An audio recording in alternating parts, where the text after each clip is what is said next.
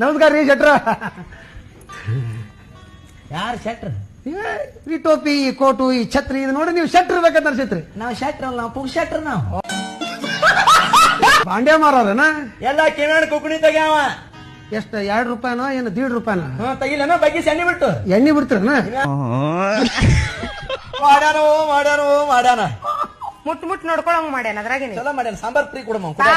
ನಾವು ನಮ್ ಕನ್ನಡೊಳಗೆ ಇದಷ್ಟೇ ಸಿಗತ್ತಪ್ಪ ಅಂತ ಪ್ರಚಾರ ಮಾಡಕ್ ಹೇಳಿದ್ವಿ ಅವನಿಗೆ. ಹೌದು. ಅವ ಇದ್ರ ಮ್ಯಾಗ ಮತ್ತ ಒಂದು ಮ್ಯಾಗ ಎಬ್ಬಿಸಿ ಇದನ್ನು ಸಿಗತ್ತಂದ ಅಂದ್ರ ಗಂಡ ಮಗ. ಹೌದು, ನಮ್ ಕನ್ನಡ ಬೇಕಾದಂಗೆ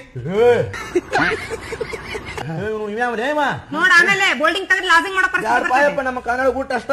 ಇನ್ನು ಇದು ಬೇಕಾತು ಬಿಜಾಪುರ ಲಕ್ಷ್ಮಿ ಟಾಕಿ ಜಿಂದ ಹೋಗಲಿ ನೀ ಒಳಗೆ. ವಾರದಾಗ 3 ಸಲ ನಮ್ಮಪ್ಪ ಅಲ್ಲಿಗೆ ಹೋಗಿರ್ತಾನೆ.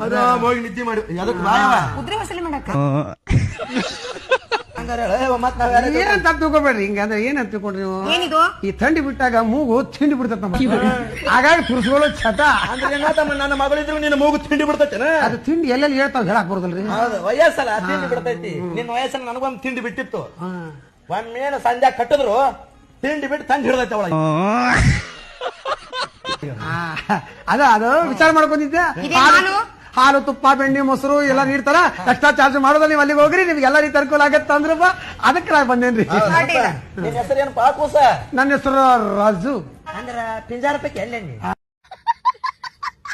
ಭಾಗವನ್ರ ಪೈಕಿ. ಏನ್ ಮಾತಾಡ್ತೀರಿ ನೀವು? ಪಕ್ಕ ಲಿಂಗಾಯತ ಓದೇನ್ರಿ. ನನ್ನ ಹೆಸರು ರಾಜೇಂದ್ರ ಕುಮಾರ್ ಟಸ್ಕಿ.